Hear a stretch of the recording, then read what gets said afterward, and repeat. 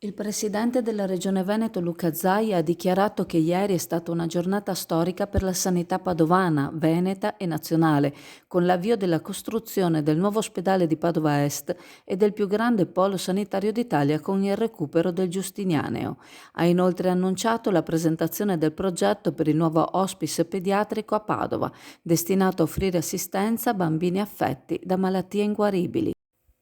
Zaia ha sottolineato l'importanza di offrire sostegno e conforto ai bambini e alle loro famiglie di fronte a malattie senza cure, affermando che il progetto, con 12 stanze dotate di tecnologie moderne e spazi dedicati ai genitori, rappresenterà un modello unico in Italia. Ha espresso la speranza di estendere questa iniziativa oltre Padova, considerando la presenza limitata di hospice pediatrici in Italia, solo 7. Il governatore ha evidenziato il valore di unire una struttura moderna con un'alta formazione degli operatori, lodando l'istituzione da parte dell'Università di Padova di un insegnamento dedicato alle cure palliative pediatriche. Zaia ha ringraziato l'associazione La Miglior Vita Possibile, l'azienda ospedale Università di Padova e il personale medico-sanitario per il loro impegno e contributo al progetto dell'hospice pediatrico.